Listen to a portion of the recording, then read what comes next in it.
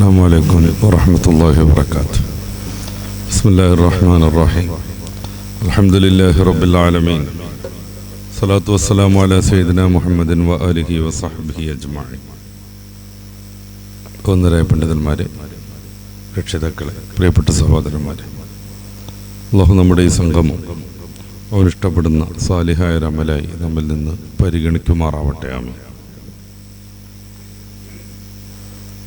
ഇന്ന് വിവാദമായി കൊണ്ടിരിക്കുന്ന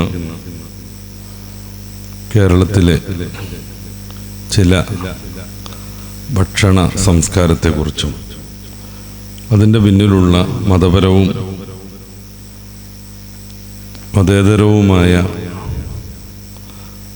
ചില താല്പര്യങ്ങളെക്കുറിച്ചും ഹ്രസ്വമായി വിശദീകരിക്കാനാണ് നമ്മൾ ആഗ്രഹിക്കുന്നത്. ഭക്ഷണം, വസ്ത്രം, പാർപ്പിടം പോലെയുള്ളത് മനുഷ്യൻ്റെ അടിസ്ഥാന ആവശ്യങ്ങളിൽപ്പെട്ടതാണ്. അതിൽ നിന്ന് മാറി നിൽക്കാൻ,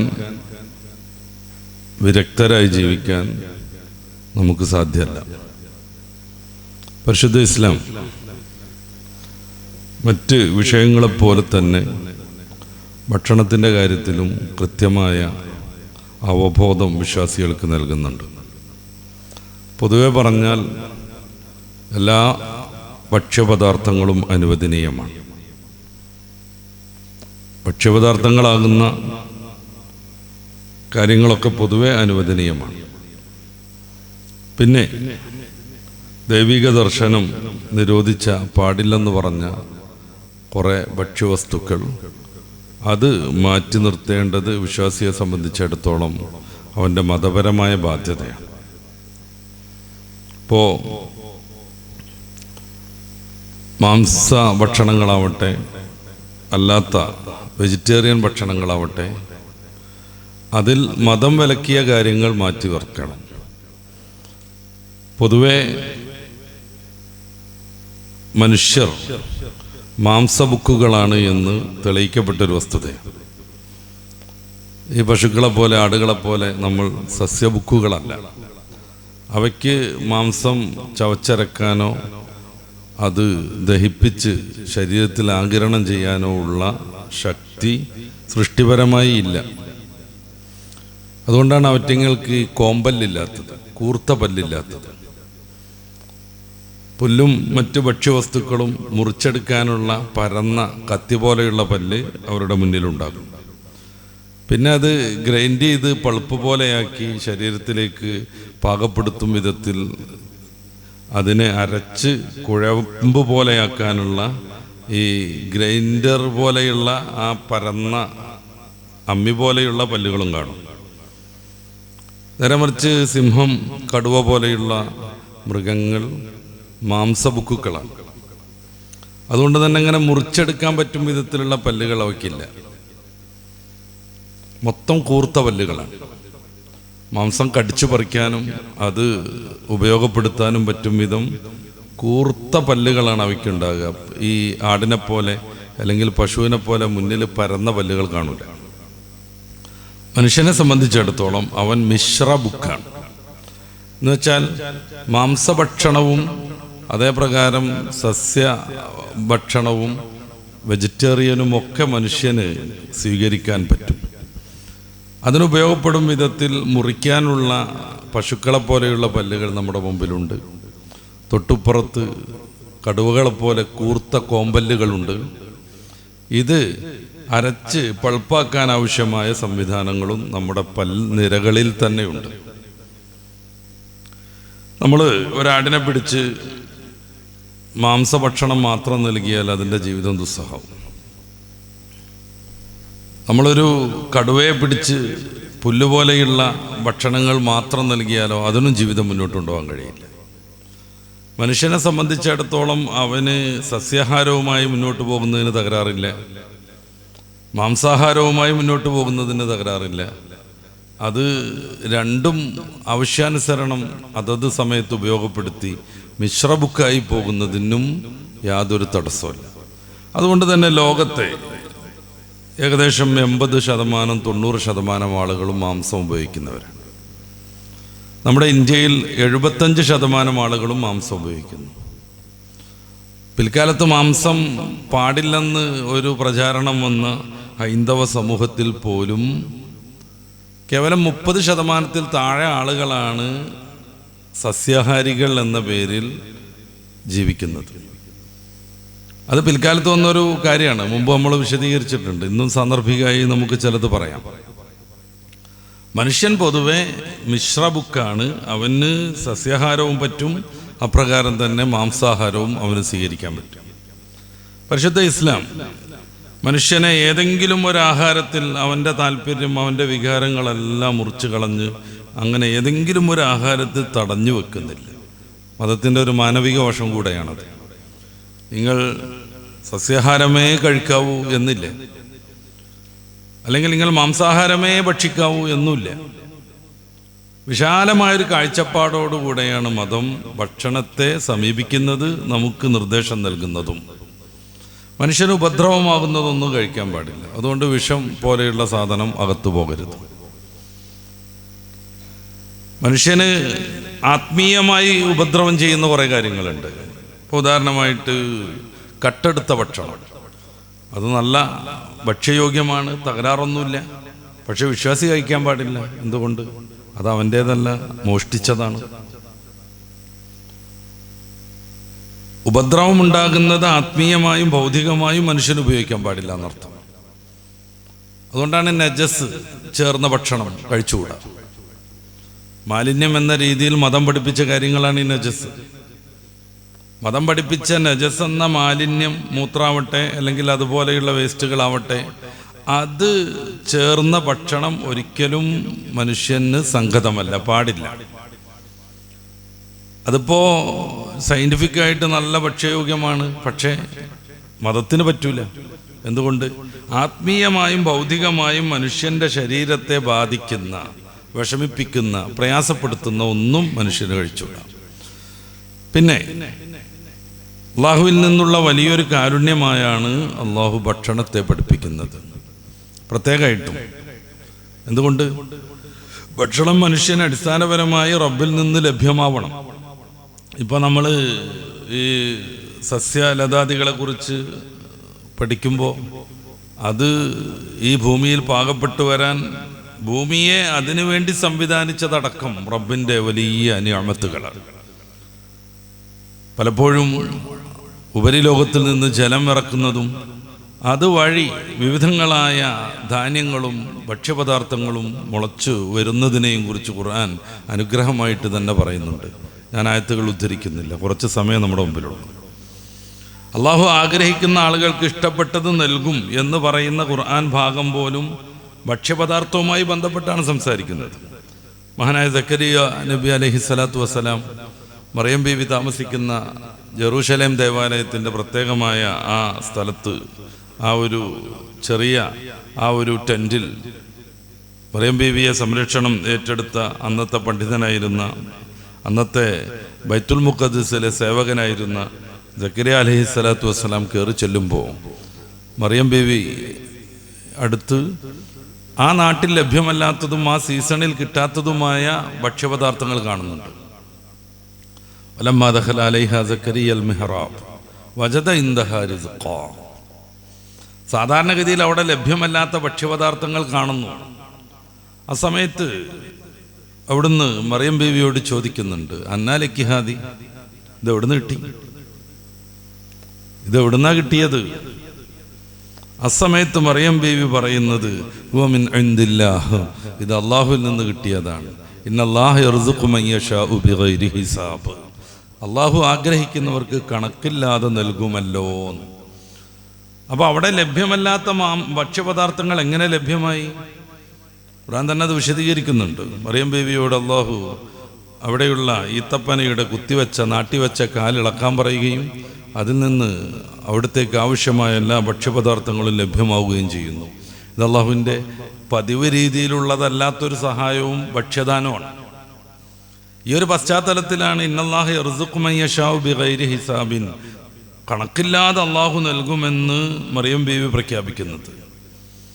അപ്പോൾ അള്ളാഹുവിൻ്റെ ഒരു പ്രത്യേകമായ നിഅമത്താണ് ബനൂ ഇസ്രായേലർ പല അത്ഭുതങ്ങളും കണ്ടിട്ടും അള്ളാഹുവിനെ വിശ്വസിക്കാതിരിക്കുകയും അവസാനം ഞങ്ങൾക്ക് സ്പെഷ്യൽ ഫുഡ് ആകാശത്തിൽ നിന്ന് ഇറക്കണമെന്ന് പറയുന്ന സന്ദർഭം ഈസാ നബിയുടെ ചരിത്രത്തിൽ ഖുർആൻ ഉദ്ധരിക്കുന്നുണ്ട്. അല്ലാഹു അൻസല ഇലൈനാ മഅഇദത്തൻ മിനസ് സമാഇ ലിതകൂന ലനാ ഈദൻ ലിഅവ്വലിനാ വആഖിരിനാ. അല്ലാഹുവേ, ഞങ്ങൾക്ക് ഭക്ഷണത്തളിക ഇറക്കി തരണം. എന്തിനാണ്? നിലവിലുള്ളവർക്കും ഇനി വരാനുള്ളവർക്കും അതൊരു നല്ല ദൃഷ്ടാന്തമാവണം. അപ്പം അള്ളാഹുവിൽ നിന്നുള്ള സ്പെഷ്യൽ ഭക്ഷണങ്ങളാണ് അതൊക്കെ.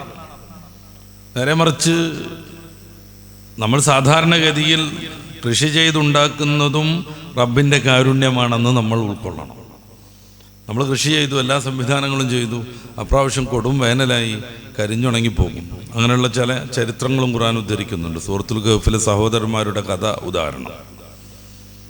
അള്ളാഹുവിനെ മാനിച്ച് ജീവിക്കുന്ന ഒരുത്തൻ അയാളുടെ അനുജനാകുന്ന ധിക്കാരിയാകുന്ന മറ്റൊരാളും അവർക്ക് ലഭ്യമായ അനന്തര സ്വത്ത് കൊണ്ട് ധിക്കാരിയായ മനുഷ്യൻ വിപുലമായ രീതിയിൽ ഭൗതിക സംവിധാനങ്ങൾ ഒരുക്കുന്നു. അള്ളാഹുവിനെ അംഗീകരിച്ച് ഭക്തനായി ജീവിച്ചയാൾ അത് പാവങ്ങളെയൊക്കെ സഹായിക്കാനും മറ്റുമൊക്കെ ആയിട്ട് കുറേയേറെ ദാനം ചെയ്ത് തീർക്കുന്നു. അവസാനം ധിക്കാരിയാകുന്ന സഹോദരൻ തൻ്റെ കൃഷിയും തൻ്റെ തോട്ടങ്ങളും തൻ്റെ സമൃദ്ധിയും അവിടെ നിന്ന് വരാനിരിക്കുന്ന അനുഭവങ്ങളും ലാഭങ്ങളും ഒക്കെ പറഞ്ഞിട്ട് ഈ നല്ല മനുഷ്യനെ പരിഹസിച്ചുകൊണ്ടിരിക്കുന്നുണ്ട്, തർക്കിച്ചുകൊണ്ടിരിക്കുന്നുണ്ട്. ഖുർആൻ്റെ ഭാഷ വഹുവ യുഹാവിറുഹു എന്നാണ്, തർക്കം നടത്തുമായിരുന്നു. അങ്ങനെ വിളവെടുപ്പിൻ്റെ സമയത്ത് അന്ന് നിലവിലുണ്ടായിരുന്ന രീതി അനുസരിച്ച് അതൊരാഘോഷമായിരുന്നു, വിളവെടുപ്പ് ഉത്സവമായിരുന്നു. ഈ ഉത്സവത്തിന് വേണ്ടി രാത്രിയൊക്കെ തയ്യാറെടുപ്പ് നടത്തി മുന്നൊരുക്കങ്ങളൊക്കെ പൂർണ്ണമാക്കി അതിരാവിലെ തന്നെ എല്ലാവരും കൊട്ടും കുരവയും ആഘോഷവും അതിനു വേണ്ട ഉപകരണങ്ങളും ധാന്യങ്ങളും മറ്റും കൊണ്ടുപോകാനുള്ള പാത്രങ്ങളും സഞ്ചികളൊക്കെ ആയിട്ട് ആ തോട്ടത്തെ സമീപിക്കുമ്പോൾ അത് മൊത്തം തകർന്ന് തരിപ്പണമായി കിടക്കുന്നത് കാണുന്നു. അവിടെ വെച്ച് ധിക്കാരിയാവുന്ന മനുഷ്യന് അവബോധമുണ്ടാകുന്നു. എൻ്റെ തോട്ടത്തിലേക്ക് കടന്നു വരുമ്പോൾ ഇതെൻ്റെ റബ്ബിൻ്റെ അനുഗ്രഹമാണെന്ന് പറഞ്ഞിരുന്നതിൽ എത്ര മെച്ചപ്പെടുമായിരുന്നു എന്ന് അയാൾക്ക് പിന്നീട് വീണ്ടും വിചാരം ഉണ്ടാകുന്നു. നമ്മുടെയൊക്കെ മുമ്പിൽ അങ്ങനത്തെ കുറേ അനുഭവങ്ങളുണ്ട്. നല്ല സാമ്പത്തിക ഭദ്രതയും അതിനനുസരിച്ചുള്ള ഭക്ഷണങ്ങളുടെ ലഭ്യതയൊക്കെ ഉള്ള ആളുകൾക്ക് ചിലർക്ക് ഇത് തൊടാൻ പറ്റൂല. ആരോഗ്യപരമായ പ്രശ്നങ്ങളുണ്ടാവും. എല്ലാ സംവിധാനങ്ങളുണ്ട്, സൗകര്യങ്ങളുണ്ട്, വേണ്ട വിധം എല്ലാ ഫുഡും ലഭ്യമാണ്, അതിനുള്ള പണം ഉണ്ട് ആളെ കയ്യിൽ. പക്ഷേ ഒരു വിഭാഗം ഭക്ഷണങ്ങളൊന്നും തൊട്ടുകൂടാ. മൂപ്പർക്ക് ഷുഗർ ഉണ്ട്, അപ്പോൾ ഗ്ലൂക്കോസ് സംബന്ധമായതൊന്നും പറ്റൂല. വേറെ വിഭാഗം ഭക്ഷണങ്ങളൊന്നും പറ്റൂല. എന്തുകൊണ്ട്? മൂപ്പർക്ക് യൂറിക് ആസിഡിൻ്റെ നല്ല പ്രശ്നമുണ്ട്. അതുകൊണ്ട് മത്തി, മുരിങ്ങ അങ്ങനത്തെ സംഭവങ്ങളൊന്നും പറ്റൂല. അദ്ദേഹത്തിന് തന്നെ ഈ ഗ്യാസ്ട്രോ എൻട്രോളജി ഡോക്ടറെ കാണേണ്ട പ്രശ്നങ്ങളുണ്ട്. അതുകൊണ്ട് തന്നെ പയറ്, പരിപ്പ് പോലത്തെ സംഗതികളൊന്നും പറ്റില്ല. ഇങ്ങനെ ചില മനുഷ്യന്മാരുണ്ട്. എല്ലാം ഉണ്ട്. സൂപ്പർ മാർക്കറ്റിൻ്റെ ഒരു മിനി രൂപം അവരുടെ അടുക്കളയിലുണ്ട്. പക്ഷേ ഒന്നും ഉപയോഗിക്കാൻ പറ്റില്ല. അപ്പം അള്ളാഹുവിൻ്റെ കാരുണ്യം അല്ലെങ്കിൽ ഈ ഭക്ഷണ പദാർത്ഥത്തിൻ്റെ വിഷയത്തിൽ നമ്മൾ വളരെയേറെ ബുദ്ധിമുട്ടിപ്പോകും. അതുകൊണ്ടാണ് ഭക്ഷണത്തെ ഇടയ്ക്കിടയ്ക്ക് ഉപേക്ഷിക്കാൻ പറയുന്നത്, ഉപവസിക്കാൻ പറയുന്നത്, പാവപ്പെട്ടവനെ കുറിച്ച് മനസ്സിലാക്കാൻ പറയുന്നത്, റമദാനിൽ 30 ദിവസവും നിർബന്ധമായി ഉപവാസം അനുഷ്ഠിക്കാൻ പറയുന്നത്, ഭക്ഷ്യദാനം നന്നായിട്ട് നിങ്ങൾ ദാനം ചെയ്യണമെന്ന് പറയണത്, അയൽവാസി പട്ടിണി കിടക്കുമ്പോൾ വയറ് നിറക്കാൻ പാടില്ലെന്ന് പറയണത്, വെള്ളവും നല്ല ഒരു സമുദ്രത്തിലാണെങ്കിൽ പോലും അമിതമായി ഉപയോഗപ്പെടുത്തരുതെന്ന് പറയണത്. പരിശുദ്ധ ഇസ്ലാം ഭക്ഷണത്തെ ബഹുമാനിക്കുന്നു, മാനിക്കുന്നു. അത് റബ്ബിൻ്റെ അനുഗ്രഹമാണെന്ന് നമ്മളെ പഠിപ്പിക്കുകയും ചെയ്യുന്നു.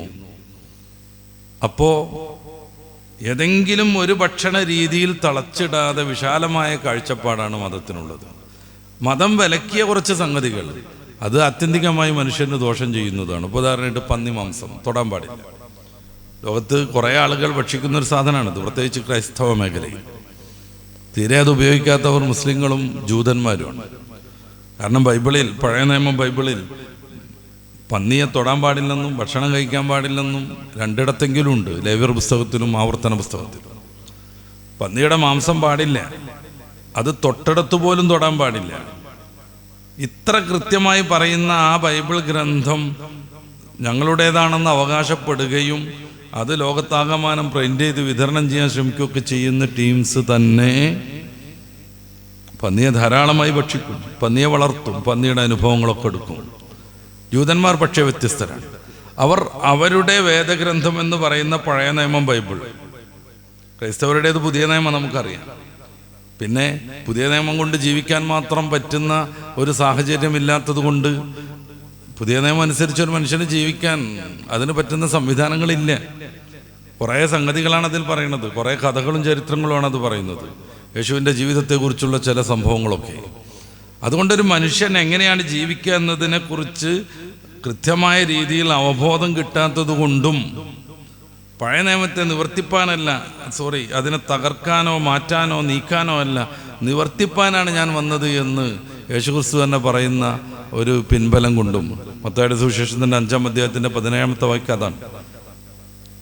ന്യായപ്രമാണത്തെ നീക്കാൻ വേണ്ടി ഞാൻ വന്നു എന്ന് നിരൂപിക്കരുത്, നീക്കാനല്ല നിവർത്തിപ്പാനത്ര ഞാൻ വരുന്നത്.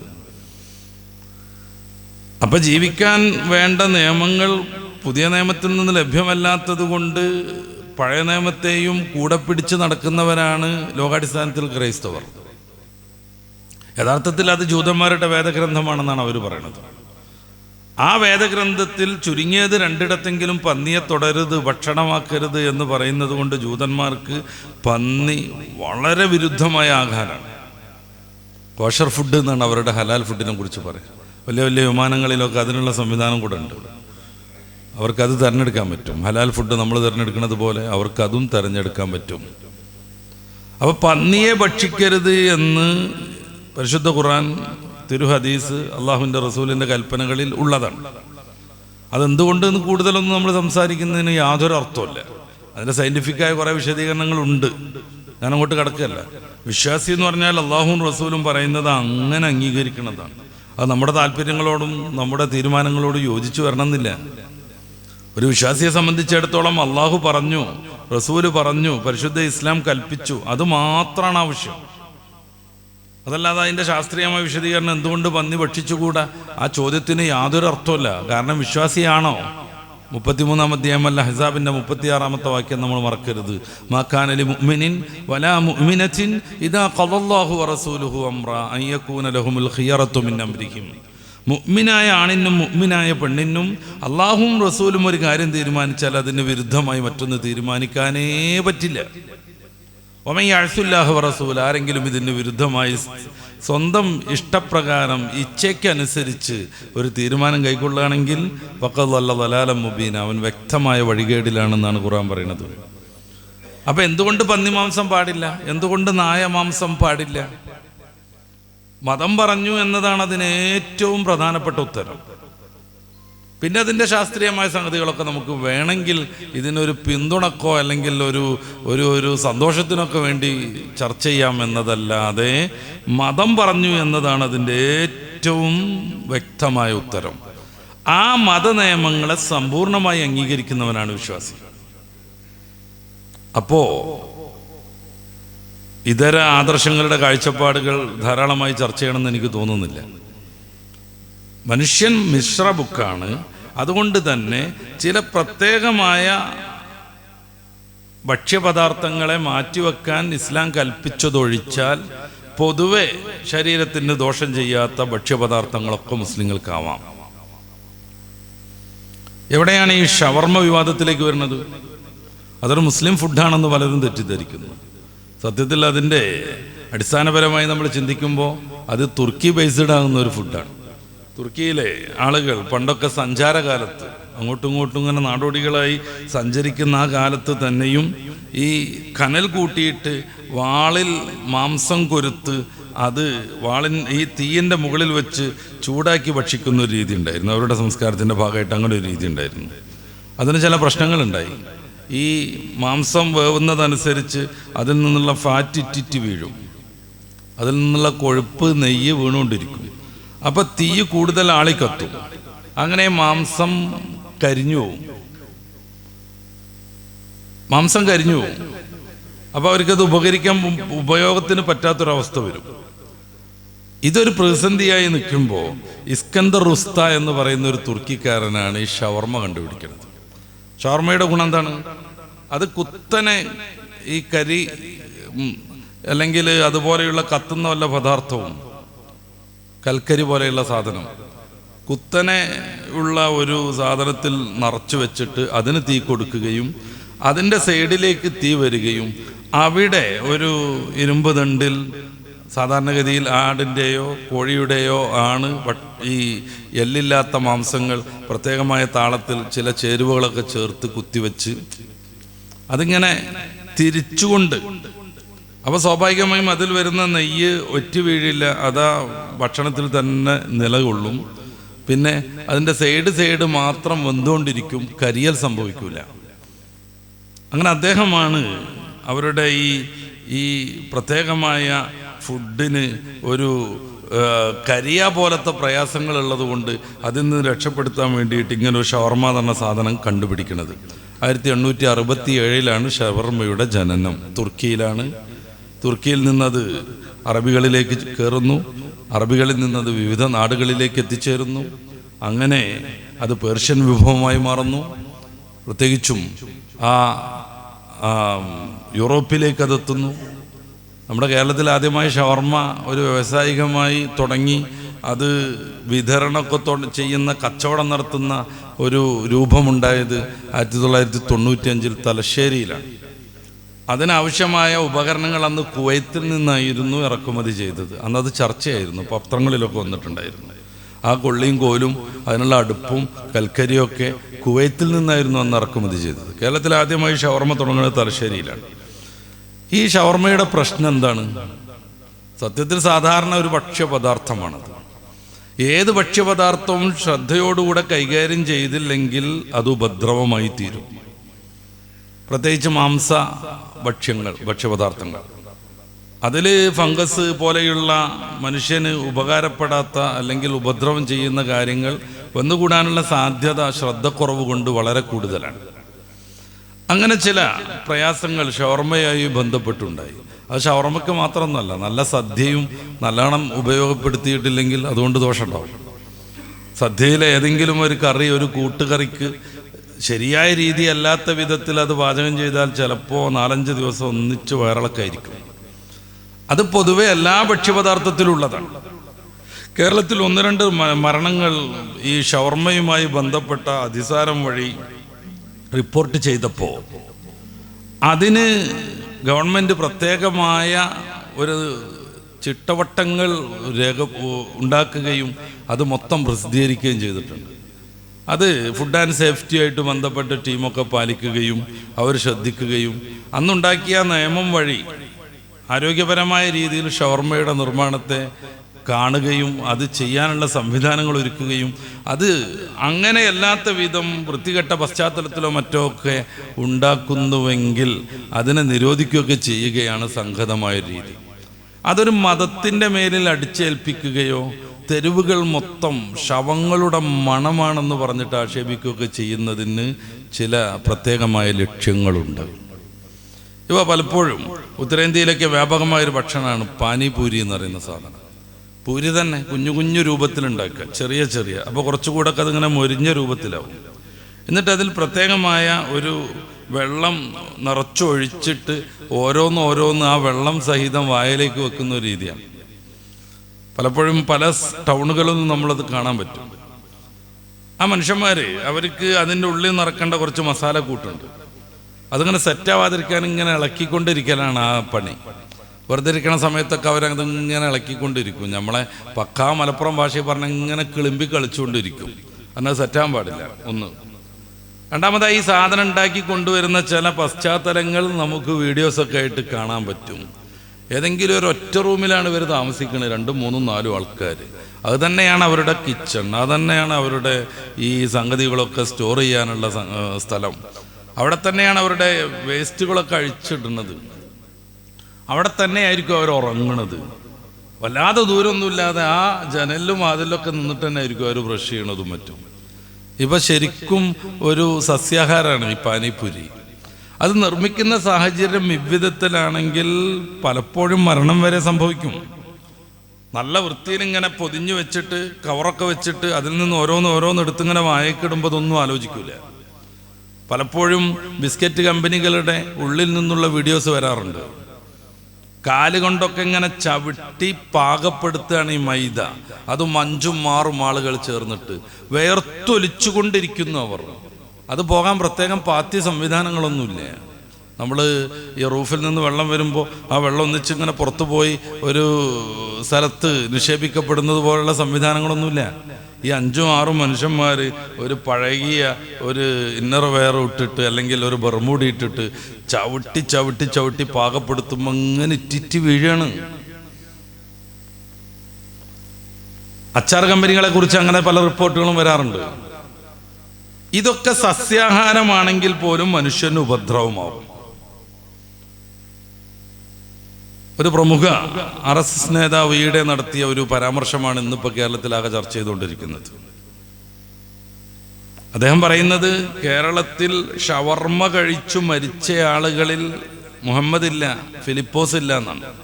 പിന്നെ ആരാ ഉള്ളത്? വർമ്മ ഉണ്ട് എന്നാണ്. ഷവർമ്മ, അങ്ങനെയാണ് അതിന് അങ്ങനെ പേര് വരാൻ കാരണം എന്ന് പോലും അദ്ദേഹം അതൊരു തമാശയായിട്ട് പറയണം. അദ്ദേഹത്തിൻ്റെതായ ഒരു സോഫ്റ്റ് കോണിൽ വെച്ചിട്ട് അങ്ങനെ പറയാൻ പറ്റും, കുഴപ്പമൊന്നുമില്ല. ഈ ഷവർമ്മ എന്ന് പറയുന്ന ഫുഡ് നിങ്ങളാരും കഴിക്കരുത് എന്ന് പറയാൻ അദ്ദേഹത്തിന് താല്പര്യമുണ്ടെങ്കിൽ അദ്ദേഹത്തെ കേൾക്കാനും അദ്ദേഹത്തെ ശ്രവിച്ച് അംഗീകരിക്കാനും പറ്റുന്ന ആളുകളോട് അത് പറയുന്നതിനും യാതൊരു തകരാറൊന്നുമില്ല. ആർക്കും പറയാമല്ലോ അവർക്കിഷ്ടമുള്ള ഫുഡും അവർക്കിഷ്ടമില്ലാത്ത ഫുഡിനെയും കുറിച്ച്. അതിന് ആരോഗ്യപരമായ കാരണങ്ങളാവട്ടെ അല്ലെങ്കിൽ ശീലിച്ചു വന്ന ചില പതിവ് രീതികളുടെ കാരണങ്ങളാവട്ടെ, ആർക്കും അങ്ങനെ പറയുകയൊക്കെ ചെയ്യാം, അതിനൊന്നും ഒരു തകരാറുമില്ല. പക്ഷെ അതിൻ്റെ ഉള്ളിൽ പോലും വിദ്വേഷവും പരമത വെറുപ്പും ഉൾക്കൊള്ളിച്ചു കൊണ്ടിരിക്കുമ്പോഴാണ് അത് ചർച്ച ചെയ്യേണ്ടി വരുന്നത്. എന്തായിരിക്കും അദ്ദേഹത്തെ അലോസരപ്പെടുത്തുന്നത്? അദ്ദേഹം പറയുന്നത് അതൊരു അറേബ്യൻ ഫുഡാണെന്നാണ്. ശരിയായിരിക്കാം, അറേബ്യൻ ഫുഡ് വേറെ പലതുണ്ട്, ഇത് മാത്രമൊന്നുമല്ല. ഇന്ത്യയിൽ നിന്നുള്ള ഫുഡ് പലയിടങ്ങളിലേക്ക് പോകുന്നുണ്ട്. ചൈനീസ് ഫുഡ് നമ്മുടെ നാട്ടിലേക്ക് വരുന്നുണ്ട്. കോണ്ടിനെന്റൽ ഫുഡുകളുണ്ട്. ഇതൊന്നും ഇന്ത്യൻ നിർമ്മിതമല്ല, അല്ലെങ്കിൽ ഇന്ത്യൻ ബേസ്ഡും അല്ല. പിന്നെ ഇപ്പൊ മനുഷ്യർ ഈ ലോകം തന്നെ ഒരു ഗ്രാമമായി ചുരുങ്ങിയപ്പോൾ എല്ലാ നാട്ടിലുള്ള ഫുഡും എല്ലാവർക്കും ടേസ്റ്റ് ചെയ്യാനും അനുഭവിക്കാനുള്ള സംവിധാനങ്ങളുണ്ട്. ഇപ്പൊ നമ്മൾ കഴിക്കുന്ന ആപ്പിൾ ആസ്ട്രേലിയയിൽ നിന്ന് വരുന്നതാണ്, പലപ്പോഴും ഫിജിയിൽ നിന്ന് വരുന്ന സാധനങ്ങളുണ്ട്. യൂറോപ്പിൽ നിന്ന് വരുന്ന വെജിറ്റബിൾസ് നമ്മൾ ഉപയോഗിക്കുന്നുണ്ട്. ഇസ്രായേലുള്ള വെജിറ്റബിൾസ് അവർ പല നാടുകളിലേക്കും കയറ്റി വിടുന്നുണ്ട്. ജോർദാൻ അതിൻ്റെ ഒരു സെൻറ്ററാണ്. ജോർദാനിൽ നിന്നാണ് വിവിധ വെജിറ്റബിൾസ് അറബി നാടുകളിലേക്ക് വരുന്നത്, ഫ്രൂട്ട്സുകൾ. ഈ ആഗോളീകരണം എന്ന് പറയുന്ന, ഗ്ലോബലൈസേഷൻ എന്ന് പറയുന്ന ആ സംഭവം നടന്നതിന് ശേഷം ഈ ലോകം എത്ര വിശാലാണെങ്കിലും അതൊരു ഗ്രാമമാണ്. ഇബ്രാഹിം നബി അലൈഹി സ്വലാത്തു വസ്സലാം പ്രാർത്ഥിക്കുന്ന ഒരു രംഗമുണ്ട് ഖുർആനിൽ. മക്കയിൽ കഅബ നിർമ്മാണം നടത്തി അത് സ്വീകരിക്കണേ എന്നൊക്കെ പറഞ്ഞ് പ്രിയപ്പെട്ട പുത്രനെയും കൂട്ടി മഹാനുഭാവൻ ദുആ ചെയ്യുന്നത്, പടച്ചോനെ മറ്റുള്ള ഏതൊക്കെ നാടുകളുണ്ടോ അവിടെയൊക്കെയുള്ള ഫുഡുകൾ, അവിടെയൊക്കെയുള്ള ഭക്ഷണങ്ങൾ ഈ നാട്ടിലേക്ക് എത്തിക്കണമേ, ഈ നാട്ടുകാർക്ക് വിശപ്പ് നൽകിയിട്ടൊരു വലിയ പ്രശ്നം നീ ഉണ്ടാക്കരുത് എന്നുള്ള രീതിയിൽ അർത്ഥത്തിൽ അവിടുന്ന് പ്രാർത്ഥിക്കുന്നുണ്ട്. മക്കത്തു മാത്രം ലോകത്തുള്ള എല്ലാ വിഭവങ്ങളും എത്തുമായിരുന്നു. എങ്ങനെ? ഹജ്ജിന് വരുന്ന ആളുകൾ അവരുടെ നാട്ടിലുള്ള വിഭവങ്ങൾ കൊണ്ടുവരും. ഇബ്രാഹിം നബി അലൈഹി സ്വലാത്തു വസ്സലാമിൻ്റെ പ്രാർത്ഥനാ ഫലം. ഇന്ന് ഗ്ലോബലൈസേഷൻ്റെ, ഉലമയുടെ, ആഗോളീകരണത്തിൻ്റെ ശേഷം ലോകത്തുള്ള ഏത് വസ്തുക്കളും ഏത് വിപണിയിലും ലഭ്യമാണ്. അപ്പോൾ അറേബ്യൻ ഫുഡ് കേരളത്തിലേക്ക് വരും. ഇഷ്ടമുള്ള ആളുകൾക്ക് അത് ഭക്ഷിക്കാം. നിർബന്ധമായി അത് തിന്നിരിക്കണമെന്ന് ഗവൺമെൻറ്റോ മറ്റ് സംവിധാനങ്ങളോ ഏതെങ്കിലും പ്രത്യേക മതമോ പറയണില്ല. പിന്നെ മരണപ്പെടാൻ പറ്റും വിധത്തിലുള്ള ഷവർമ്മ ഇന്നയാൾക്കേ കൊടുക്കാവൂ, അത് പ്രായോഗികമല്ല. ഒരു ഷവർമ്മക്കടയിൽ പലരും വന്ന സാധനം മേടിക്കും. അവിടെ മതം നോക്കിയിട്ടല്ല, അവിടെ കയറുന്നതിൻ്റെ മുമ്പ് ജാതി തീരുമാനിക്കേണ്ടതുമില്ല. ചില ആളുകൾക്ക് ഞാൻ നേരത്തെ പറഞ്ഞതുപോലെ നിർദോഷകരമായ സസ്യാഹാരങ്ങളിൽ നിന്ന് പോലും വിഷബാധയുണ്ടാകുന്നിട്ട് മരണപ്പെടുന്നത് പോലെ ഷവർമ്മയിൽ നിന്നുണ്ടാവാം, അത് നമ്മുടെ വീട്ടിലെ കഞ്ഞിയിൽ നിന്നുണ്ടാവാം. അത് സംഭവിച്ചവരുടെ മതം തേടി നടക്കുമ്പോൾ ഇതേതോ ഒരു വലിയ ഷവർമ്മ ജിഹാദ് എന്നുള്ള രീതിയിലേക്ക് കാര്യങ്ങൾ എത്തുകയാണ്. എന്തിനും ജിഹാദ് ആഡ് ചെയ്യുക, എന്നിട്ടൊരു സമൂഹത്തെ പാർശ്വവൽക്കരിക്കുക. പതഞ്ജലി എന്നുള്ള രീതിയിൽ വിവിധങ്ങളായ ഔഷധങ്ങൾ എന്ന പേരിൽ പല സാധനങ്ങളും തട്ടിക്കൂട്ട് സംഭവങ്ങളും വിപണിയിൽ ഇറക്കുന്നൊരു കമ്പനിയുണ്ട്, ബാബ രാംദേവിൻ്റേത്. ഞാൻ അങ്ങനെ തട്ടിക്കൂട്ട് സാധനങ്ങൾ എന്നൊക്കെ പറയാൻ കാരണം എന്താണ്? അവരുടെ പല പരസ്യങ്ങളും സുപ്രീം കോടതിയും വിവിധ സംസ്ഥാനങ്ങളിലെ ഹൈക്കോടതിയും നിരോധിച്ചു. അത് പരസ്യം ചെയ്യരുത്. കാരണം ആ പറയുന്ന നന്മ അതിലില്ല എന്ന് പറഞ്ഞിട്ട്. ഒന്നും രണ്ടൊന്നുമല്ല. അദ്ദേഹം ഈയിടെ ഒരു പുതിയ ജിഹാദ് കണ്ടുപിടിച്ചു, ഷർബത്ത് ജിഹാദ്.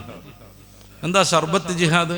ഹംദർദ് എന്ന് പറയുന്ന പഴയ യുനാനി മെഡിസിൻ കമ്പനിയുണ്ട്, ഹംദർദ്. ഇന്ത്യയുടെ ആരോഗ്യത്തിൽ വലിയ സംഭാവന നൽകിയവരാണ് അവർ. നമ്മുടെ നാട്ടിലേക്ക് യുനാനി മെഡിസിനൊക്കെ ഒരു കുറച്ച് വർഷം മുന്നേ മുതലാണ് മെല്ലെ മെല്ലെ കടന്നു വരുന്നത്. ഇപ്പോൾ മർക്കസ് നോളജ് സിറ്റിയുടെ ഭാഗമായി യുനാനി മെഡിക്കൽ കോളേജൊക്കെ ഉണ്ട്. അത് ആയുഷ് എന്ന് പറയുന്ന ഗവൺമെൻറ് അംഗീകരിച്ച ചികിത്സാ രീതികളിൽ പെട്ട ഒന്നാണ്. സഹസ്രങ്ങൾ പഴക്കമുണ്ട്. യുനാൻ എന്ന് പറഞ്ഞാൽ തന്നെ ഗ്രീക്കാണ്. യുനാനി മെഡിസിൻ എന്ന് പറഞ്ഞാൽ ഗ്രീക്കുകാർ ഉപയോഗിച്ച, സോക്രട്ടീസും മറ്റും ഉപയോഗിച്ച പഴയ മരുന്നാണ്. എത്രത്തോളം എന്ന് വെച്ച് കഴിഞ്ഞാൽ മർഹം മസീഹ് എന്നൊക്കെ പറയുന്നൊരു ഓയിൻമെൻ്റ് അതിലുണ്ട്. ചില ആളുകളൊക്കെ പറയുന്നത് ഈസാനബിയുടെ കാലത്തുണ്ട് അത് എന്നാണ്. ഇപ്പോഴും അത് തുടർന്നു വരുന്നു. എത്ര മാറാത്ത വ്രണങ്ങളും അതുകൊണ്ട് മാറുമെന്നാണ് അതിൻ്റെ ആളുകൾ പറയുന്നത്. ഞാൻ അതുമായി ബന്ധപ്പെട്ട ഒരാളല്ല, അല്ലാഹു ആലം, എനിക്കറിയില്ല, വായിച്ച പരിചയം പറയാം. ഇത് നമ്മുടെ നാട്ടിലേക്ക് എത്തുകയും അവർ ഈ ഇന്ത്യക്ക് വലിയ സംഭാവന നൽകുകയും ചെയ്തിട്ടുണ്ട്. ഇപ്പം നമ്മൾ ഈ ഉത്തരേന്ത്യയിലേക്ക് പോവുക, മോഡേൺ മെഡിസിൻ്റെ മെഡിക്കൽ ഷോപ്പുകൾ വളരെ കുറവായിരിക്കും. വലിയ ടൗണുകളെ കുറിച്ചെല്ലാം പറയുന്നു, പ്രത്യേകിച്ച് പ്രാദേശിക ഭാഗങ്ങൾ, പ്രത്യേകിച്ച് മുസ്ലിം സൊസൈറ്റിയൊക്കെ കൂടുതലുള്ള ഭാഗങ്ങൾ. അവിടെ ലഭിക്കുക മൊത്തം ഈ യുനാനി മെഡിസിൻ ആയിരിക്കും. അതിൽ ഒട്ടുമിക്ക ഔഷധങ്ങളിലും കരിഞ്ജീരകം എന്ന് പറയുന്ന വലിയ ഔഷധവീര്യമുള്ള സാധനം ഉൾച്ചേരുന്നു. അതിൻ്റെ ഗുണം അവർക്ക് ലഭ്യമായി കൊണ്ടേയിരിക്കുന്നു. നമ്മൾ ആലോചിച്ച് നോക്കുക, ഈ ആയുർവേദം എന്ന് പറഞ്ഞ സംഭവം എന്താ? ആയുർവേദം എന്ന് പറഞ്ഞാൽ ആര്യന്മാരുടെ വൈദ്യമാണ്. ആര്യവൈദ്യം എന്നാണ് അതിൻ്റെ മറ്റൊരു പേര്. ശരിക്കും പറഞ്ഞാൽ ഒന്നാമത്തെ വേദമാവുന്ന ഋഗ്വേദത്തിൻ്റെ 4 ഉപവേദങ്ങളിൽ ഒന്നാണ് ആയുർവേദം. ഒരു മതപരമായ പശ്ചാത്തലം അതിന് ശരിക്കുണ്ട്. ആര്യന്മാർ ഇന്ത്യയിലേക്ക് കടന്നു വന്നവരാണ്. ചരിത്രപരമായി ഇന്ത്യയിലെ ആദ്യത്തെ അധിനിവേശക്കാർ ആര്യന്മാരാണ്. മെസോപ്പൊട്ടേമിയൻ മേഖലയിൽ നിന്നാണ് അവർ വന്നത്, ഇറാൻ ഇറാഖ് ഒക്കെ ഉള്ള മേഖലയിൽ. അതാണ് ആര്യൻസ്. അവർ ഹംഗ്രയിൽ നിന്നാണ് വന്നതൊരു അഭിപ്രായമുണ്ട്. അത് വളരെ ദുർബലമായ അഭിപ്രായമാണ്. ഇനി ആ അഭിപ്രായത്തെ മാനിച്ചാൽ പോലും ഹംഗറിയിൽ നിന്ന് യൂറോപ്പിൽ നിന്നും കുറേ ടീം വന്നു. വേറൊരു വഴിയിലൂടെ കൂടുതൽ ആളുകൾ ഈ മെസോപ്പൊട്ടേമിയൻ മേഖലയിൽ നിന്ന് വന്നു എന്നതാണ് ചരിത്രമതം. അതുകൊണ്ടാണ് സംസ്കൃതത്തിൽ ശരിക്കും 2 ഭാഷകൾ എന്ന് തോന്നും വിധത്തിൽ 2 കൈവഴികൾ ഉണ്ടാകുന്നത്. പരസ്പൈവതം, ആത്മനേപദം എന്നൊക്കെയാണ് അതിൻ്റെ പേര്. അവിടെ വിസ്തരിക്കേണ്ട കാര്യമല്ല. ഗ്രാമർ ടോട്ടലി വ്യത്യാസമാണ്. സംസ്കൃതത്തിൽ തന്നെ 2 സാധനമുണ്ട്, 2 കൈവഴികളുണ്ട്. ഈ ഇത് വെച്ചിട്ടാണ് ചില പണ്ഡിതന്മാർ പറയുന്നത് യൂറോപ്പിൽ നിന്ന് കുറേ ആൾക്കാർ വന്നു, അവർ ദീർഘമായ സഞ്ചാരം നടത്തിയപ്പോൾ അവർ പോന്ന വഴിയിലുള്ള ഭാഷകളുടെ സ്വാധീനം സാൻസ്ക്രിറ്റിലുണ്ടായി. അപ്പോൾ അതൊരു വേറെ തന്നെ ഭാഷ പോലെയായി. നേരെ മറിച്ച് ഈ മെസോപ്പൊട്ടേമിയൻ മേഖലയിൽ നിന്നും കുറേ ടീം വന്നു. അവർ സഞ്ചരിച്ച വഴിയിലുള്ള വിവിധ ഭാഷകളുടെ ആദാന പ്രദാനങ്ങൾ, കൊടുക്കലും വാങ്ങലും സംസ്കൃതത്തിലുണ്ടായി. അതുകൊണ്ട് സംസ്കൃതത്തിൽ ശരിക്കും 2 ഭാഷ എന്ന് തോന്നും വിധത്തിലുള്ള 2 രീതിയിലുള്ള ഗ്രാമറുണ്ട്. എവിടുന്ന് വന്നാലും ആദ്യമായി ഇന്ത്യയിലേക്ക് കടന്നു വന്ന അധിനിവേശക്കാരാണ് അവർ. പിന്നീട് വന്നവരാണ് മുഗളന്മാരൊക്കെ. അത് ചരിത്രത്തെ എങ്ങനെ കുളിപ്പിച്ച് നിർത്തിയാലും NCERTയുടെ ഏത് സിലബസിൽ നിന്ന് ഈ കഥകളൊക്കെ വെട്ടിമാറ്റിയാലും അതല്ലാതാകുന്നില്ല. ഇന്ത്യയിലെ ആദിമ നിവാസികൾ സിന്ധു നദീ തട സംസ്കാരത്തിൽ ജീവിച്ചിരുന്ന ദ്രാവിഡന്മാരാണ്. അവരെ കീഴടക്കിയിട്ട് യുദ്ധം ചെയ്ത് നാടോടികളാകുന്ന ഈ ആര്യന്മാർ അധിനിവേശം നടത്തിയിട്ടാണ് ഇന്ത്യൻ ഇപ്പോൾ നമ്മൾ വായിച്ചുകൊണ്ടിരിക്കുന്ന പുരാണ സംസ്കൃതികളൊക്കെ രൂപപ്പെടുന്നത്. പുരാണങ്ങളിലൊക്കെയുള്ള കോട്ട ഭേദിക്കാനുള്ള പ്രാർത്ഥന, ഇന്ദ്രനോടുള്ള ഋഗ്വേദത്തിലെ പ്രാർത്ഥനയ്ക്കൊന്നും ഈ 1921 കാലഘട്ടങ്ങളിൽ ഈ സിന്ധു നദീതട സംസ്കാരത്തിൽ ഉത്ഖനനം നടത്തിയിട്ട് അവിടെയുള്ള ഒരു പ്രതാപം പൂർണ്ണമായ സംസ്കൃതിയെ കണ്ടെത്തുന്നതിൻ്റെ മുമ്പ് മറുപടിയില്ലായിരുന്നു. എന്താണ് കോട്ട? കോട്ടനെ ഭേദിക്കാൻ എന്തിനാ ഇന്ദ്രനോട് പ്രാർത്ഥിക്കണേ, സഹായം തേടുന്നേ?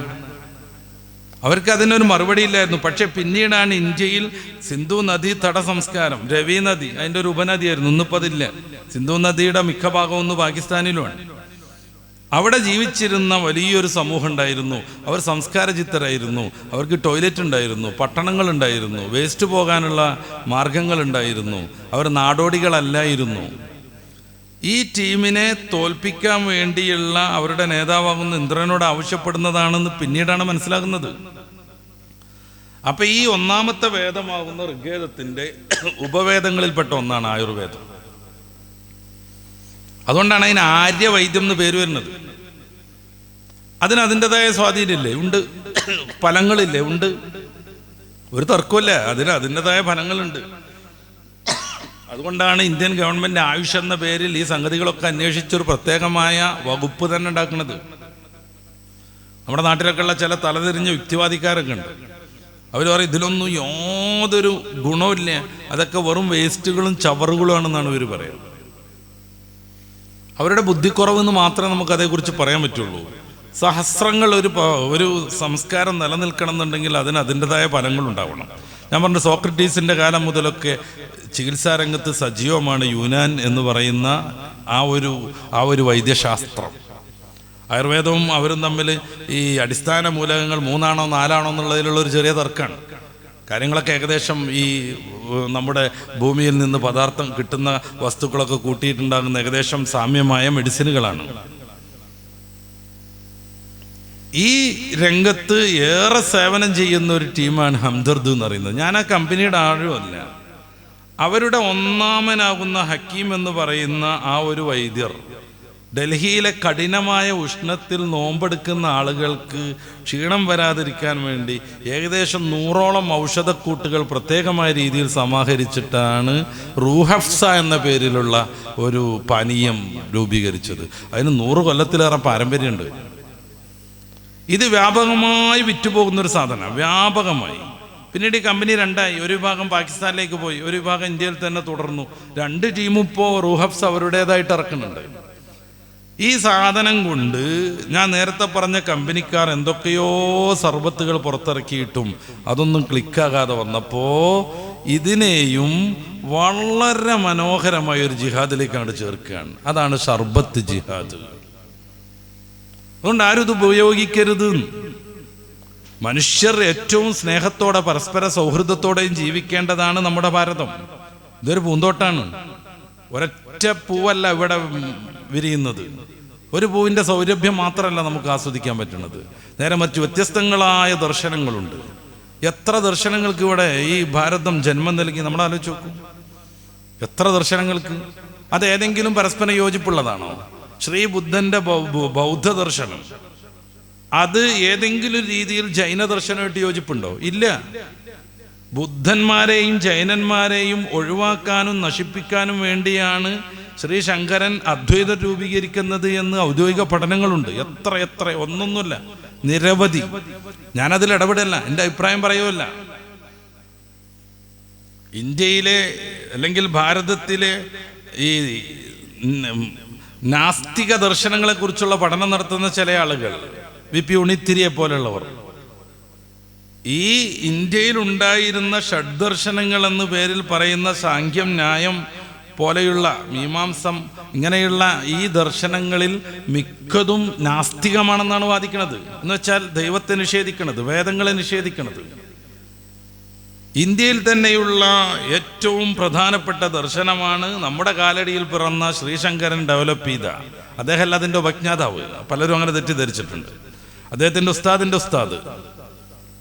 ഉസ്താദിൻ്റെ ഉസ്താദാവുന്ന നാരായണൻ എന്ന് പറയുന്ന മഹർഷിയാണ് അദ്വൈതത്തിൻ്റെ ആൾ.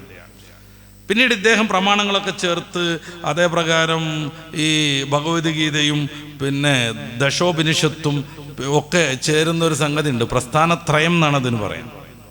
പ്രസ്ഥാനത്രയം. ഒന്ന് ഭഗവത്ഗീത, പിന്നെ 10 ഉപനിഷത്തുക്കൾ, പിന്നെ ബ്രഹ്മസൂത്രം.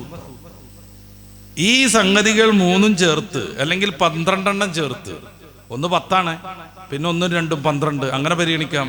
അതല്ലെങ്കിൽ 3 ഭഗവത്ഗീത, ബ്രഹ്മസൂത്രം, ദശോപനിഷത്ത്, ഇത് ചേർത്തിട്ട് ഈ അദ്വൈതത്തെ ഡെവലപ്പ് ചെയ്യുകയും പ്രമാണവൽക്കരിക്കുകയും ചെയ്ത ആളാണ് ശ്രീശങ്കരൻ. പിന്നീട് അയാളിലേക്ക് ചേർത്ത് അറിയപ്പെടുന്നു. ഈ സംഭവം ബൗദ്ധന്മാരും ജൈനന്മാരും പ്രാദേശികമാകുന്ന ജനങ്ങളെ മൊത്തം സ്വാധീനിച്ച് ബുദ്ധരും ജൈനരുമാക്കുന്നതിനെതിരെ ഏകദേശം ബൗദ്ധ ദർശനത്തിൽ നിന്ന് കുറേ സംഗതികളൊക്കെ അങ്ങോട്ട് എടുത്തിട്ടാണ് രൂപീകരിക്കപ്പെടുന്നത്. ഇതിനെ വിമർശിച്ചുകൊണ്ട് ഹൈന്ദവ ദർശനങ്ങൾക്കിടയിൽ തന്നെ 5 ദർശനങ്ങളുണ്ട്. ഇതൊന്നും പരസ്പരം യോജിപ്പുള്ളതല്ല. ഏകശിലാത്മകമാവണം ഭാരതം എന്ന് പറയുമ്പോൾ ഇതൊക്കെ മാറ്റിവെക്കണം നമ്മൾ. ഇത് ഏതെങ്കിലും ഒരു ന്യൂനപക്ഷ വിഭാഗങ്ങളിൽ തീരുന്ന കേസല്ല. അവരുടെ ഫുഡ്, അവരുടെ ഭാഷ, അവരുടെ സംസ്കാരം, അവരുടെ ഡ്രസ്സ്, അവരുടെ ഗ്രന്ഥം, അവരുടെ വിശ്വാസം എല്ലാം വിഭാടനം ചെയ്യണമെന്ന് പറയുമ്പോൾ ഇത് അവസാനിക്കില്ല. ശ്രീ ശങ്കരന്റെ അദ്വൈതത്തെ ശക്തമായി വിമർശിച്ചുകൊണ്ടാണ് ശ്രീ രാമാനുജരുടെ ആചാര്യരുടെ വിശിഷ്ടാദ്വൈതം വരുന്നത്. ഇതിനെ തന്നെ വിമർശിച്ചുകൊണ്ടാണ് ശ്രീ മാധ്വന്റെ ദ്വൈതം വരുന്നത്, നിംബാർക്കന്റെ ദ്വൈദ്വാദ്വൈതം വരുന്നത്, വല്ലഭന്റെ ശുദ്ധാദ്വൈതം വരുന്നത്. 5 ദർശനങ്ങൾ. ഈ 5-ൽ ഒന്നുപോലും മറ്റൊന്നിനോട് യോജിപ്പില്ല. എത്രത്തോളം പ്രമാണങ്ങളിൽ പോലും തർക്കങ്ങളാണ്. തത്വമസി എന്നതിന് ശ്രീശങ്കരൻ അർത്ഥം വെക്കുക നീയും ബ്രഹ്മാവിൻ്റെ ഭാഗമാണ്, നീയും ബ്രഹ്മത്തിൻ്റെ ഭാഗമാണ്, നീയും ദൈവത്തിൻ്റെ ഭാഗമാണ് എന്നാണ്. നേരെ മറിച്ച് മാധ്വാചാര്യൻ അർത്ഥം വെക്കുക അങ്ങനല്ല. തത്വം പ്ലസ് അസി, നീ ആകുന്നു എന്നല്ല. അതിൻ്റെ ഇടയിൽ പ്രശ്ലേഷ ചിഹ്നമാകുന്ന ഈ നിഷേധത്തെ കുറിക്കുന്ന ഒരു ആ ഉണ്ട് എന്നാണ് അദ്ദേഹം പറയാം. വിശദീകരിക്കാം. നീതി എന്ന് പറഞ്ഞാൽ എന്താ? നീതി തന്നെ. അനീതി പറഞ്ഞാലോ നീതിക്കെതിരെ. ഈ ആ സത്യം എന്ന് പറഞ്ഞാൽ എന്താണ്? സത്യം. അസത്യം എന്ന് പറഞ്ഞാലോ കളവ്. ഈ ആ അതതിൻ്റെ ഉള്ളിലുണ്ട് എന്നാണ് പറയണത്. അങ്ങനെ വരുമ്പോ നീയും അത് തന്നെ എന്നല്ല, നീ അതല്ല എന്നാണ് വരിക. നീയും അത് തന്നെ എന്നല്ല, നീ അതല്ല എന്നാണ് വരിക. അഹം ബ്രഹ്മാസ്മി, ഞാൻ ബ്രഹ്മത്തിന്റെ ഭാഗമാണ്, അല്ല എന്നാണ് വരിക. ഒരു അതിൻ്റെ ഉള്ളിൽ പ്രശ്ലേഷ ചിഹ്നം അതിൻ്റെ ഉള്ളിൽ കയറി വരികയാണ്. ഈ 5 ദർശനങ്ങളിൽ ഒന്നുപോലും മറ്റൊന്നിനോട് യോജിപ്പില്ല. പിന്നെ എങ്ങനെയാണ് ഏകശിലാത്മകമായി ഭാരതത്തെ സൃഷ്ടിക്കാൻ പറ്റുക? ശൈവരുടെ വിശ്വാസമല്ല വൈഷ്ണവർക്ക്, വൈഷ്ണവരുടെ വിശ്വാസമല്ല ശൈവർക്ക്, ഈ 2 ടീമിന്റെ വിശ്വാസമല്ല ഗണപതിയർക്ക്. ഇതെല്ലാം നിലനിൽക്കുന്നുവെങ്കിൽ ഭാരതത്തിനുണ്ടാകുന്ന ഒരു സൗന്ദര്യമുണ്ട്. അതിൻ്റെ ഭാഗം തന്നെയാണ് ഇസ്ലാമിക സംസ്കാരം, അതിൻ്റെ ഭാഗം തന്നെയാണ് ക്രൈസ്തവ സംസ്കാരം. നമ്മുടെ കേരളത്തിലൊക്കെ ഇപ്പോൾ ബായി ബായി എന്ന് പറഞ്ഞ് നടക്കുന്നുണ്ടെങ്കിൽ പോലും ഈ ഞാൻ പരാമർശിച്ചു കൊണ്ടിരിക്കുന്ന ആ ഒരു നേതാവിൻ്റെ പ്രഭാഷണത്തിൽ പോലും ഷവർമ കഴിച്ചു മരിച്ചവരിൽ മുഹമ്മദ് ഇല്ല, ജോസഫ് ഇല്ല എന്നാണ് പറയണത്. പ്രതിസ്ഥാനത്ത് തന്നെയാണ്. ഒരു ക്രിസംഖ്യയും ധാരാളമൊന്നും സന്തോഷിക്കാൻ കഴിയില്ല. പ്രതിസ്ഥാനത്ത് തന്നെയാണ്. കാര്യം വിചാരധാരയിൽ ഒന്നാമതായി പറയുന്ന പ്രധാനപ്പെട്ട ശത്രു മുസ്ലിമാണ്, രണ്ടാമത്തേത് ക്രൈസ്തവരാണ്, മൂന്നാമത്തേത് കമ്മ്യൂണിസ്റ്റ് മാർക്സിസ്റ്റുകാരാണ്. അത് നടന്നുകൊണ്ടിരിക്കുന്നുണ്ട് ഉത്തരേന്ത്യയിൽ. കേരളത്തിൽ താൽക്കാലികമായ രാഷ്ട്രീയ അഡ്ജസ്റ്റ്മെന്റിൽ കുറേയൊക്കെ അങ്ങനെ പോകുന്നു, എന്നാലും ഇടക്കിടക്ക് ചീറ്റലുകൾ സംഭവിച്ചുകൊണ്ടിരിക്കുന്നു. ഉത്തരേന്ത്യയിൽ ഓരോ മാസവും പ്രസിദ്ധീകരിക്കപ്പെടുന്ന കണക്കുകൾ പരിശോധിച്ചാൽ വളരെയേറെ പീഡനം സഹിച്ചുകൊണ്ടിരിക്കുകയാണ് ക്രൈസ്തവ സമൂഹം. അതവരുടെ ഉള്ളിന്ന് പോകാത്തത് കൊണ്ടാണ് ഷവർമ്മയുടെ കാര്യം പറയുമ്പോഴും ഷവർമ്മ തിന്ന് മരണപ്പെട്ടവരുടെ കൂട്ടത്തിൽ മുഹമ്മദ് ഇല്ല, അതേ പ്രകാരം തന്നെ ജോസഫ് ഇല്ല എന്ന് പറയുന്നത്. പിന്നെ ആര് മാത്രമുള്ളത്? വർമ്മ ഉണ്ട് എന്നാണ്. അങ്ങനെയാണ് കണക്കെന്ന് നമ്മൾ സമ്മതിക്കുക തൽക്കാലം. അങ്ങനെയാണെങ്കിലും വർമ്മ ഈ തിന്നുന്ന ഷവർമ്മ തിന്നണം എന്ന്, കൊല്ലുന്ന മരിക്കുന്ന ഷവർമ്മ തിന്നണം എന്ന് കരുതി ആരും സ്പെഷ്യലായിട്ട് വെക്കണമെന്നല്ല. ചില പ്രത്യേക പശ്ചാത്തലത്തിൽ ചിലപ്പോൾ ഈ മരണപ്പെട്ട വർമ്മ അങ്ങനെ ഒരാളെ കാണാനില്ല. നമ്മൾ പരിശോധിച്ച് നോക്കുമ്പോൾ, ഡീറ്റെയിൽസ് നോക്കുമ്പോൾ ഈ മരണപ്പെട്ട വർമ്മ അത് വാങ്ങിക്കൊണ്ടുപോയി യഥാസമയം കഴിക്കാതെ ചിലപ്പോൾ പിറ്റേ നിന്നിട്ടുണ്ടെങ്കിൽ അതിൻ്റെ എല്ലാ ഇതും മാറിപ്പോകും, അതിൻ്റെ എല്ലാ ഘടകങ്ങളും മാറിപ്പോകും. അത് വഴി ചിലപ്പോൾ വിഷാംശം ഉള്ളിലേക്ക് എത്തും. ഇവിടെ മതം നോക്കി വർമ്മനെ കൊല്ലാൻ വേണ്ടി കൊടുത്തു എന്നുള്ള രീതിയിലേക്ക് കാര്യങ്ങൾ എത്തുമ്പോൾ ഈ ഷവർമ്മ കൊണ്ടുവന്ന മുസ്ലിങ്ങൾ, അങ്ങനെയാണ് പറയണത്, അവർ പ്രതിസ്ഥാനത്തേക്ക് മെല്ലെ എത്തിച്ചേരുന്നു. ഇതല്ല ഭാരതീയ ദർശനം. ഇതല്ല നമ്മൾ മുന്നോട്ട് വെച്ച ഇതുവരെയും പുലർത്തിപ്പോന്ന സംസ്കാരം. ഒരു ടീമിനെ പാർശ്വവൽക്കരിക്കുക, എല്ലാവരെയും അവരുടെ ശത്രുക്കളാക്കി മാറ്റുക, പറഞ്ഞുകൊണ്ടിരിക്കുക, അവരുടെ അടിവേരുകൾ മാന്താനാകും വിധം ശ്രമിച്ചുകൊണ്ടിരിക്കുക. മുഗളന്മാരുടെ ചരിത്രം, ഭാരതത്തിന് 1000 വർഷം നേതൃത്വം നൽകിയ ഒരു ടീമാണ് മുസ്ലിം ഭരണാധികാരികൾ. അവരധിനിവേശക്കാരല്ലായിരുന്നോ എന്ന് ചോദിച്ചാൽ ആണെന്ന് പറയാം. അത് രാഷ്ട്രീയ അധിനിവേശമാണ്, മത അധിനിവേശമല്ല. അവർ മതം സ്ഥാപിക്കാൻ ബ്രിട്ടീഷുകാരെ പോലെ ശ്രമിച്ചില്ല. സ്വന്തം മതക്കാർക്ക് മാത്രമായിട്ട് അവർ നിലകൊണ്ടില്ല. ആയിരുന്നുവെങ്കിൽ 1000 വർഷത്തെ സർവ്വസന്നാഹത്തോടുകൂടെയുള്ള ഭരണത്തിനു ശേഷം ഇന്ത്യയിൽ മുസ്ലിങ്ങളല്ലാത്ത ഒരാളെ പോലും കാണാൻ പാടില്ലായിരുന്നു. ആരോപിക്കപ്പെടുന്നത് ശരിയാണെങ്കിൽ വലിയ മഹാന്മാർ മുമ്പ് നമ്മൾ സൂചിപ്പിച്ചിട്ടുണ്ട്. ഉൽത്തുമിഷിനെ പോലെയുള്ള, ഔറംഗസീബിനെ പോലെയുള്ള അവര് ദീനിന് പ്രാധാന്യം കൊടുത്ത് വലിയ പണ്ഡിതന്മാരായി ആത്മീയതയെ പുൽകി ജീവിക്കുമ്പോൾ അന്യമതക്കാരെ അംഗീകരിക്കാൻ പാടില്ലെന്നായിരുന്നു ഇസ്ലാമിൻ്റെ രീതിയെങ്കിൽ, അന്യമതക്കാരുമായി മിങ്കിൾ ചെയ്ത് ഒരു കാര്യവും ചെയ്യാൻ പാടില്ലെന്നാണ് ഇസ്ലാമിൻ്റെ നിയമമെങ്കിൽ, ഇന്ത്യയിൽ മരുന്നിന് പോലും പൊടിക്ക് പോലും ഈ ടീമിൻ്റെ നേതാവ് പ്രസംഗിക്കുന്നതാണ്, പൊടി പോലും കാണൂല എന്ന്. പൊടി പോലും കാണില്ലായിരുന്നു മുസ്ലിങ്ങളല്ലാത്തൊരു ടീം. കാരണം അത്ര പ്രതാപത്തിലാണ് അവർ വാണരുളിയത്, അത്ര പ്രതാപത്തിൽ. പക്ഷെ മതത്തിൻ്റെ രീതി അതല്ലാത്തത് കൊണ്ട് ഏറ്റവും നല്ല ഭക്തന്മാരിൽ പെടുന്ന ആളായും വർഗീയവാദിയായും പരാമർശിക്കപ്പെടുന്ന, പരിചയപ്പെടുത്തപ്പെടുന്ന ടിപ്പു സുൽത്താനിൻ്റെ 17 മന്ത്രിമാരിൽ 13 പേരും അമുസ്ലിങ്ങളായിരുന്നു, ഹൈന്ദവരായിരുന്നു. അദ്ദേഹത്തിൻ്റെ പ്രധാനമന്ത്രി പൂർണ്ണയ ശുദ്ധനായ ബ്രാഹ്മണനായിരുന്നു.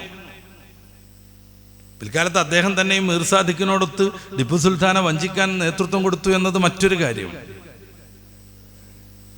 ഔറംഗസീബിന്റെ പടനായകന്മാരുടെ കൂട്ടത്തിൽ ഹൈന്ദവരുണ്ടായിരുന്നു. ആരോട് യുദ്ധം ചെയ്യാൻ? ശിവാജിയുടെ രജപുത്രന്മാരോട് യുദ്ധം ചെയ്യാൻ. ശിവാജിയുടെ പട്ടാളക്കാരുടെ കൂട്ടത്തിൽ മുസ്ലിങ്ങളുണ്ടായിരുന്നു. ഇതാ പറയുന്നത്, ഇത് രാഷ്ട്രീയപരമായ പോരാട്ടമാണ്. അതിൻ്റെ ഭാഗമായാണ് സമ്പത്ത് കൂടിക്കിടക്കുന്ന ഇടങ്ങളൊക്കെ അവർ കൊള്ളയടിച്ചത്. സ്വാഭാവികമായും അതിൽ അമ്പലത്തിൻ്റെ സമ്പത്ത് വന്നിട്ടുണ്ട്, പള്ളിയുടേതും വന്നിട്ടുണ്ട്. പല രീതിയിൽ ഗ്രാൻറ്റുകൾ അനുവദിക്കുമ്പോൾ ടിപ്പു സുൽത്താനൊക്കെ അനുവദിച്ച ഗ്രാൻറ്റുകളിൽ നിരവധിയായത് ക്ഷേത്രങ്ങൾ പുനർനിർമ്മിക്കാനും നടത്തിപ്പിനുമാണ്. ഇപ്പോഴും ശ്രീരംഗപട്ടണം ക്ഷേത്രത്തിലൊക്കെ അതിൻ്റെ രേഖകളുണ്ട്.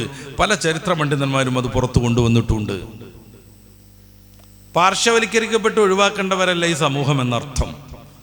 നമ്മൾ ആലോചിച്ച് നോക്ക്, ഇപ്പോഴും ഇന്ത്യയിൽ അഭിമാനപൂർവ്വം നിലനിൽക്കുന്ന ഏതൊക്കെ സാംസ്കാരിക സൗധങ്ങളുണ്ടോ എല്ലാം മുസ്ലിങ്ങളുടെ സംഭാവനയാണ്. കുത്തുബ് മീനാർ, ചാർമിനാർ, ഡൽഹി ജുമാ മസ്ജിദ്, പരിസര പ്രദേശങ്ങൾ, ചെങ്കോട്ട, എല്ലാം നമ്മുടെ രാഷ്ട്രപതിക്കും നമ്മുടെ പ്രധാനമന്ത്രിക്കും ജനുവരി 26-നും ആഗസ്റ്റ് 15-നും ഒക്കെ വളരെ പ്രധാനപ്പെട്ട കാര്യങ്ങൾ ജനങ്ങളോട് ഉദ്ബോധിപ്പിക്കാൻ അവരിപ്പോഴും തിരഞ്ഞെടുക്കുന്നത് ഈ ചെങ്കോട്ടയും അനുബന്ധ സംവിധാനങ്ങളുമാണ്.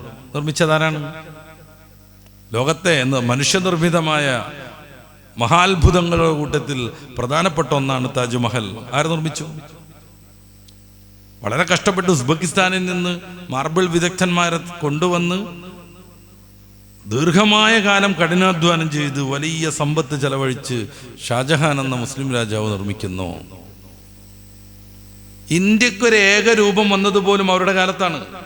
ഒന്നുകൂടെ നമ്മൾ മനസ്സിലാക്കണം, മുഗളന്മാർ ഭരിക്കുന്ന കാലത്ത് ഇന്ത്യ ലോകത്തെ ഏറ്റവും വലിയ ഒന്നാം സാമ്പത്തിക ശക്തിയാണ്.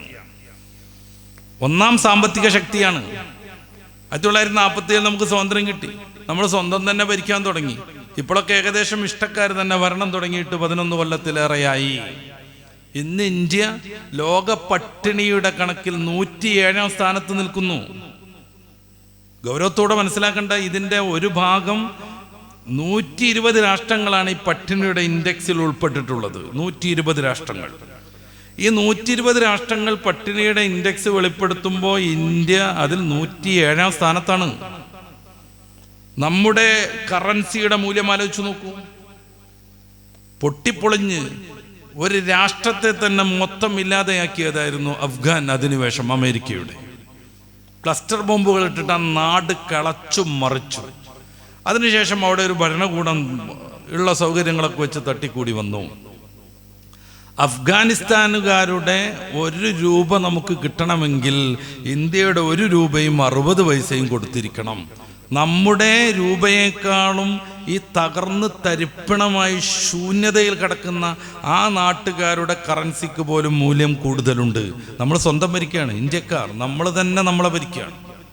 ടോയ്ലറ്റ് ഇല്ലാത്ത ഏറ്റവും കൂടുതൽ മനുഷ്യർ ഇവിടെ ജീവിക്കുന്നത്, നിത്യവൃത്തിക്ക് ഒരു ജോലിയില്ലാത്ത മനുഷ്യർ കൂടുതൽ ജീവിക്കുന്നത് ഇവിടെയാണ്. പട്ടിണിയുടെ ഇൻഡെക്സിൽ ലോകത്തിന് മുന്നിൽ നമ്മൾ നഗ്നരായി മാനം കെട്ട് നിൽക്കുകയാണ്. മുഗളന്മാർ ഭരിക്കുന്ന കാലത്ത് ഇന്ത്യ ലോകത്ത് 1-ാം നമ്പർ സാമ്പത്തിക ശക്തിയാണ്. ഞാൻ അവരുടെ ഭരണം വരണം എന്നൊന്നുമല്ല പറയണത്. ഇന്ത്യയെ പുനർനിർമ്മിക്കുന്നതിൽ, ഇவ்விധം മനോഹരമായി സംവിധാനിക്കുന്നതിൽ ഇവരുടെയൊന്നും സ്വാധീനത്തെ നമുക്ക് ഉപേക്ഷിക്കാൻ കഴിയില്ലെന്ന് പാഠപുസ്തകങ്ങളിൽ നിന്ന് മുഗളന്മാരെ മാറ്റി തീരെ അറിയപ്പെടാത്ത ഏതോ രാജാക്കന്മാരുടെ കഥ വെച്ച് പിടിപ്പിച്ചിരിക്കുന്നു ഈ വർഷം മുതൽ NCERT-യുടെ സിലബസിൽ. എന്തിനാണിത്? ആ ഓർമ്മ പോലും നിലനിൽക്കരുത്. ഓർമ്മ പ്രധാനമാണ്. മനുഷ്യന് പ്രചോദനാത്മകമാണ്. സൂറത്തു മറിയമിന്റെ ആരംഭത്തിൽ 2-ാമത്തെ സൂക്തം പരിശോധിച്ചു നോക്കൂ. ദിക്റു റഹ്മത്തി റബ്ബിക അബ്ദുഹു സക്കരിയ. തൻ്റെ അടിയാറാകുന്ന സക്കരിയ നബി അലൈഹിസ്സലാത്തു വസ്സലാമിന് അള്ളാഹു നൽകിയ റഹ്മത്തിന്റെ അനുസ്മരണമാണ് ഇവിടെ തുടങ്ങുന്നത് എന്നാണ് ഈ പറയാൻ പോകുന്നത്. കാഫ് ഹയ ഐൻ സ്വാദ്. ഈ പറയാൻ പോകുന്നത് ദിക്റു റഹ്മത്തി അള്ളാഹു അവൻ്റെ അടിമകളിൽ പ്രധാനിയാകുന്ന സക്കരിയ നബി അലൈഹി സ്വലാത്തു വസ്സലാമിന് നൽകിയ റഹ്മത്തിൻ്റെ അനുസ്മരണമാണ് ഇവിടെ തുടങ്ങുന്നത് എന്നാണ്. എന്തിനാ? ബാക്കിയുള്ള ആളുകൾക്കൊക്കെ അത് പാഠമാവാൻ. വൃദ്ധനായിരുന്നു, ഭാര്യ വന്ധ്യയായിരുന്നു. നേരത്തെ ഞാൻ സൂചിപ്പിച്ചു, സക്കരിയ നബി അലൈഹി സ്വലാത്തു വസ്സലാം മറിയത്തിൻ്റെ അടുത്തേക്ക്, മറിയം ബീവി അലൈഹിസ്സലാമിൻ്റെ അടുത്തേക്ക് റളിയല്ലാഹു അൻഹയുടെ അടുത്തേക്ക് ചെല്ലണത്, ആ സമയത്ത് ഭക്ഷണം കിട്ടുന്നത്, ആ കുട്ടിയുടെ വളർച്ചയും വികാസവും പ്രൗഢിയും വിവേകവും പക്വതയും കാണുമ്പോൾ തനിക്കൊരു കുഞ്ഞുണ്ടാവണമെന്ന് ആത്മാർത്ഥമായി ആഗ്രഹിക്കുന്നത്. പടച്ച റബ്ബിനോട് പറയുന്നുണ്ട്, എൻ്റെ പ്രാർത്ഥനകളൊന്നും നീ തിരസ്കരിച്ചിട്ടില്ല, ഷഖിയ എന്നങ്ങനെ തോൽപ്പിച്ചിട്ടില്ല, അതുകൊണ്ട് ഞാൻ ഇങ്ങനെ ഒരു പ്രാർത്ഥന കൂടെ നടത്തുന്നു. അള്ളാഹു ആ മോഹം തീർത്തു കൊടുക്കുന്നു. വൃദ്ധനാകുന്ന സക്കരിയാവിന് തൻ്റെ വൃദ്ധയും വന്ധ്യയുമാകുന്ന ഭാര്യയിൽ യഹ്യാ നബി അലൈഹിസ്സലാത്തു വസ്സലാമിന് അള്ളാഹു നൽകുന്നു. ഈ ഒരു റഹ്മത്തിൻ്റെ അനുസ്മരണമാണ് ഇവിടെ തുടങ്ങാൻ പോണതെന്ന ഖുർആൻ തുടക്കത്തിൽ പറയണത്. എന്തിനാണ്? ഇത്തരം അനുസ്മരണങ്ങൾ മനുഷ്യനെ ആർദ്രമാക്കും, അവരുടെ ഹൃദയത്തെ വിശാലാക്കും, പരസ്പരം കാരുണ്യം ചെയ്യാനുള്ള പ്രേരണയാകും. ഇതിനപ്പുറം ഏതൊരു സംസ്കൃതിയിൽ നിന്നും വിഷം ഉൽപ്പാദിപ്പിക്കാൻ വേണ്ടി ശ്രമിക്കുന്നത് രാജ്യത്തെ സങ്കുചിതമാക്കി കളയും. ആവശ്യമുള്ളവർക്ക് കഴിക്കാം ഏത് ഭക്ഷണവും. ഇപ്പോൾ മുസ്ലിം ഫുഡ് കേന്ദ്രീകരിച്ച് ക്രിസംഖികളുടെ നേതൃത്വത്തിലും വലിയ ടാർഗറ്റ് ചെയ്ത പ്രവർത്തനങ്ങളുണ്ട്. അതിൽ പ്രധാനമായിട്ടും പറയുന്നത് നമ്മൾ ബിരിയാണി വെക്കുന്നത് തുപ്പിയിട്ടാണെന്നാണ്. ഏറ്റവും കൂടുതൽ ശുദ്ധി എന്ന് വെച്ചാൽ ഈമാനാകുന്ന ഏറ്റവും പരമപ്രധാനമാകുന്ന സംസ്കൃതിയുടെ അർദ്ധഭാഗം ശുദ്ധിയാണെന്ന് പഠിപ്പിക്കുന്ന മത ഇസ്ലാം. എന്തിനാ സംഭവിക്കുന്നത്? ഈ മാറ്റൂ എന്നൊക്കെ പറയുന്ന ചങ്ങാതി ഉണ്ടല്ലോ, വർഗീയത മാത്രം പച്ചക്ക് പറയുന്നത്. അയാൾ ഈടെ പറഞ്ഞത്, മിനിഞ്ഞാന്ന് പറഞ്ഞത്, ഞങ്ങളും ഹിന്ദുക്കളും ചേർന്നിട്ട് നിങ്ങളുടെ സാമ്പത്തികം മുട്ടിക്കും, നിങ്ങളുടെ ജീവിതം ദുസ്സഹമാക്കുന്നാണ്. എന്തിനാ ഹിന്ദുക്കളെ കൂട്ടണത്? അവർ സ്വന്തം എന്ന് പറയട്ടെ. എന്തിനാ എല്ലാ ഈ ക്രിസ്ത്യാനികളെന്ന് പറയുന്നത്? അയാളും അയാളെ പോലെയുള്ള കുറച്ച് ക്രിസംഖികളും എന്ന് പറയട്ടെ. എല്ലാ ക്രിസ്ത്യാനികളും ആ രീതിയിലാണോ? അല്ല. ലോകത്തെ എല്ലാ ഹിന്ദുക്കളും, പ്രത്യേകിച്ച് ഇന്ത്യയിലും കേരളത്തിലും ഹിന്ദുക്കൾ മുസ്ലിങ്ങൾ നശിച്ചു കാണണമെന്ന് ആഗ്രഹിക്കുന്നവരാണോ? അല്ല. ന്യൂനപക്ഷത്തിന് മാത്രം അത്തരം ചില വർഗീയ ചിന്തകൾ കുത്തിവെക്കാനും അത് വിജയിപ്പിച്ചെടുക്കാനും ചിലർക്ക് കഴിഞ്ഞിട്ടുണ്ട്. എന്നിട്ട് പറയണേ, എനിക്കും ഏമാനും കൂടി 2000 റുപ്യ എന്ന് പറഞ്ഞ മാതിരി. ഒരു വക്കീൽ ഗുമസ്തനോട് ചോദിക്കുന്നുണ്ട്, എത്ര നിങ്ങൾക്ക് ശമ്പളം? ജാള്യം കൊണ്ട് മൂപ്പർക്ക് അത് പറയാൻ വയ്യ, മൂപ്പരുടെ സ്വന്തം ശമ്പളം. മൂപ്പര് ആഡ് ചെയ്തിട്ട് പറയണേ, എനിക്കും ഏമാനും കൂടെ 2000 രൂപയാണ്. ഏമാന് 950, മൂപ്പർക്ക് 50. അതാണ്. അതേമാതിരി ഞങ്ങളും ഹിന്ദുക്കളും കൂടി ചേർന്നിട്ട് നിങ്ങളങ്ങോട്ട് ശരിയാക്കി കളയുന്നു. എന്തിനാ ഞങ്ങളും ഹിന്ദുക്കളും കൂടെ? ഇതാണോ ഇന്ത്യ ഇതുവരെ നിലനിർത്തിയ സംസ്കാരം? അല്ല. ഇതാണ് ക്രിസ്തുവിന്റെ സ്നേഹമതം? ഇല്ല. എല്ലാ ചർച്ചിന്റെയും മതിലുകളിൽ പെയിന്റടിച്ചിട്ട് വണ്ണത്തിൽ എഴുതി വെക്കുന്നത് ദൈവം സ്നേഹമാണെന്നാണ്. ഇതാണോ സ്നേഹമതം? ഇതാണോ സ്നേഹമതം? നിന്നെപ്പോലെ നിന്റെ അയൽക്കാരനെ സ്നേഹിക്കുക എന്നാണ്. ഇതാണോ സ്നേഹമതം? നിന്റെ ഒരു വശത്താരെങ്കിലും തല്ലിയാൽ മറുവശം കാണിച്ചു കൊടുക്കുക എന്നാണ് യേശുവിന്റെ ദർശനം. ഇതാണോ സ്നേഹമതം? പരവിദ്വേഷത്തിന് വേണ്ടി ജീവിച്ചുകൊണ്ടിരിക്കുക. ഞങ്ങൾ ഹിന്ദുക്കളും ചേർന്നിട്ട് നിങ്ങളങ്ങോട്ട് ശരിയാക്കി കളയുന്ന പച്ചക്ക് പറയാം. അവർക്കെതിരെ കേസുകളില്ല, അവരെ അറസ്റ്റ് ചെയ്യണില്ല, അവർക്കെതിരെ എല്ലാവരും കൂടി പൊട്ടി പുറപ്പെടുന്നില്ല. ഈ വർഷം പുലർന്നതിന് ശേഷം ഏകദേശം 5-6 മാസത്തേക്ക് നമ്മൾ എത്തുന്നുള്ളൂ.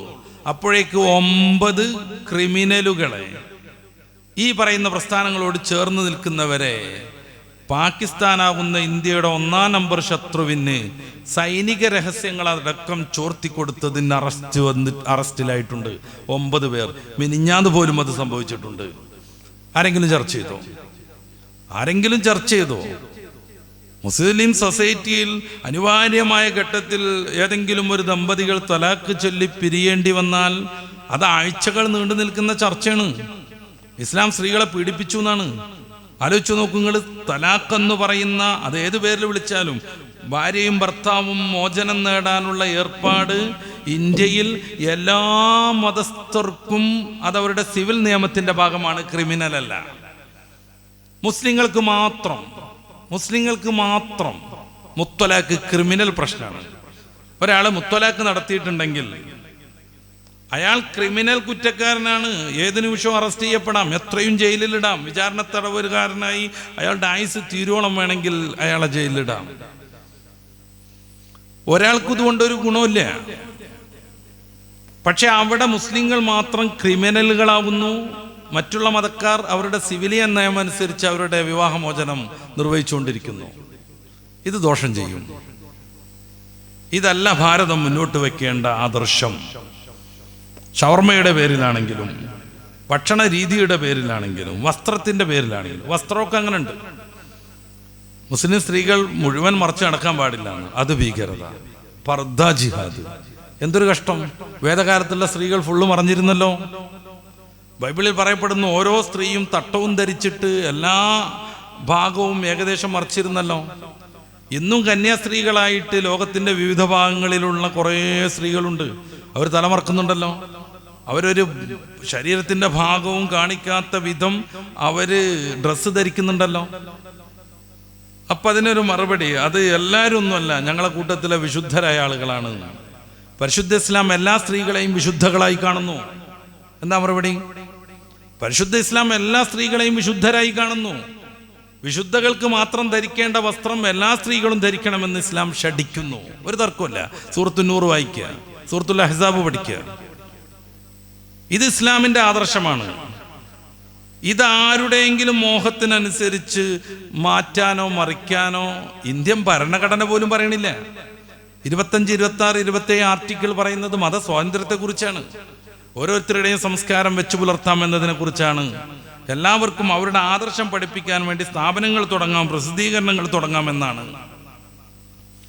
ആർക്കും അവരുടെ ഇഷ്ടത്തിനനുസരിച്ച് ഭക്ഷണം കഴിക്കാം. അത് ഇന്ത്യൻ ഭരണഘടന ഉറപ്പു നൽകുന്ന മൗലികമായ അവകാശമാണ്. ഏതെങ്കിലും ഒരു രാഷ്ട്രീയ നേതാവിന് അല്ലെങ്കിൽ മത നേതാവിന് ഇഷ്ടമല്ല എന്ന് കരുതിയിട്ട് അയാൾക്ക് അനിഷ്ടകരമായ ഫുഡുകളൊക്കെ വിരോധിക്കുക എന്നുള്ളത് ലോകത്ത് ഒരു നാട്ടിലും പ്രായോഗികമേ അല്ല. അതുകൊണ്ട് ഇന്ത്യക്ക് ഒരു സംസ്കാരമുണ്ട്. ആ സംസ്കാരം ഉൾക്കൊള്ളാനും എല്ലാ അർത്ഥത്തിലുമുള്ള വൈവിധ്യങ്ങളെ മനസ്സിലാക്കാനും എല്ലാവരും ശ്രമിക്കണമെന്ന് പ്രത്യേകമായി ഓർമ്മപ്പെടുത്തുന്നു. ഞാൻ നേരത്തെ പറഞ്ഞതുപോലെ മതങ്ങൾ തമ്മിൽ മാത്രമല്ല, ആദർശങ്ങൾക്കിടയിൽ, ഒരേ മതത്തിനിടയിൽ ഒരിക്കലും പൊരുത്തപ്പെടാൻ പറ്റാത്ത വിധം വൈരുദ്ധ്യങ്ങളുണ്ട്. ചാർവാക ദർശനത്തെ അംഗീകരിക്കുന്നു ഹൈന്ദവർ. ചാർവാകൻ എന്ന് പറഞ്ഞാൽ ദൈവമല്ല എന്ന് പറയുന്ന ആളുകളാണ്. എന്നാൽ 33 കോടി ദൈവങ്ങളെ മറുവശത്ത് പരിചയപ്പെടുത്തുകയും ചെയ്യുന്നു. ഇത് രണ്ടും ഒരിക്കലും മിങ്കിൾ ചെയ്യാൻ കഴിയില്ല. പക്ഷെ എല്ലാത്തിനെയും അംഗീകരിക്കുക എന്നുള്ളതാണ് ഭാരതം മുന്നോട്ട് വെച്ച ഒരു ആദർശം. അതിലൂടെ മുന്നോട്ട് പോകണമെന്നും വിദ്വേഷങ്ങളിൽ നിന്നും കലാപങ്ങളിൽ നിന്നും കലാപാഹ്വാനങ്ങളിൽ നിന്നും അതിന് പ്രേരകമാകും വിധത്തിലുള്ള പ്രഭാഷണങ്ങളിൽ നിന്നൊക്കെ എല്ലാവരും മാറി നിന്ന് നമ്മുടെ നാടിനെ സംരക്ഷിക്കാൻ ഒറ്റക്കെട്ടായി മാറണമെന്ന് പ്രത്യേകമായി ഉണർത്തി ഇൻഷാ അല്ലാഹ് നമ്മുടെ വാക്കുകൾ ഇന്ന് അവസാനിപ്പിക്കുന്നു. ഭക്ഷണത്തിൽ പരിശുദ്ധ ഇസ്ലാം മുന്നോട്ട് വെക്കുന്നത് സാത്വികമായ ഫുഡാണ്. മിതമായ കഴിക്കാവൂ, ആരോഗ്യത്തിന് ഇണങ്ങുന്നതേ തിന്നാവൂ. രാത്രി ഭക്ഷണങ്ങളൊക്കെ വളരെ ചുരുക്കേണ്ടതുണ്ട്. ഇതുവരെ ഞാൻ പറഞ്ഞത് കൊണ്ട് ഷവർമ എല്ലാവരും വാങ്ങിച്ച് തിന്നോളൂ എന്നൊന്നും എനിക്കൊരു വാദമില്ല. ഒരാൾ പോലും തിന്നണമെന്ന് എനിക്ക് അഭിപ്രായമില്ല. പക്ഷെ ഒരുത്തൻ്റെ ഇഷ്ടത്തിൽ നമ്മൾ ഇടപെടരുത് എന്ന് മാത്രമാണ് പറയണത്. രാത്രി വളരെ വൈകിയ ഷവർമയും പൊറാട്ടയൊക്കെ അടിച്ച് കയറ്റിയിട്ട് നമ്മുടെ ആന്തരിക അവയവങ്ങൾക്ക് ഒരു റെസ്റ്റും കൊടുക്കാതെ നേരം വെളുക്കോളം അവരെ വർക്കിന് വിട്ട് അത് കഴിഞ്ഞ് പിന്നെയും ഭക്ഷണം തുടങ്ങി ആന്തരിക അവയവങ്ങളൊക്കെ തകരാറിലാകുന്ന പ്രശ്നങ്ങൾ റിപ്പോർട്ട് ചെയ്യപ്പെടുന്നു. ആ രീതിയിൽ നിന്നൊക്കെ മാറി സാത്വികവും സനാതനവുമായ ഫുഡാണ് പരിശുദ്ധ ഇസ്ലാം മുന്നോട്ട് വെക്കുന്നത്. അത് മനസ്സിലാക്കണമെന്നും അമിതമായ ഭക്ഷണ രീതി, അമിതമായ ഭക്ഷണം ഉപയോഗപ്പെടുത്തൽ, കുറേ ഭക്ഷണങ്ങൾ നിർമ്മിച്ച് നഷ്ടപ്പെടുത്തൽ, ഇതൊന്നും വിശ്വാസിക്ക് ചേർന്നതല്ലെന്നും ഓർമ്മപ്പെടുത്തി നമ്മുടെ എല്ലാ പ്രയാസങ്ങളും പടച്ച റബ്ബ് നീക്കിത്തരുമാറാവട്ടെ. നല്ലവരായി ജീവിച്ച് നല്ലവരായി മരണപ്പെട്ട് നല്ലവരോടൊപ്പം സ്വർഗത്തിൽ ഉൾച്ചേരാൻ അള്ളാഹു നമുക്ക് അനുഗ്രഹം നൽകുമാറാവട്ടെ. നിരവധി ആളുകൾ നമ്മുടെ സദസ്സിൽ നിന്നും എല്ലാതെയും ഹജ്ജിന് പോയിട്ടുണ്ട്. എല്ലാവർക്കും പടച്ച റബ്ബ് അവരിഷ്ടപ്പെട്ടത്, അവർ ആഗ്രഹിച്ചതിനപ്പുറം എല്ലാ അമലുകളും ചെയ്ത് പൂർത്തീകരിച്ച് നമ്മിലേക്ക് തന്നെ മടങ്ങി വരാൻ തൗഫീഖ് നൽകുമാറാവട്ടെ. റബ്ബനാ ആതിനാ ഫിദ്ദുനിയ ഹസന വഫിൽ ആഖിറതി ഹസനത വഖിനാ അദാബന്നാർ. ആമീൻ ബിറഹ്മതിക യാ അർഹമർ റഹീമീൻ. അസ്സലാമു അലൈക്കും വറഹ്മത്തുള്ളാഹി.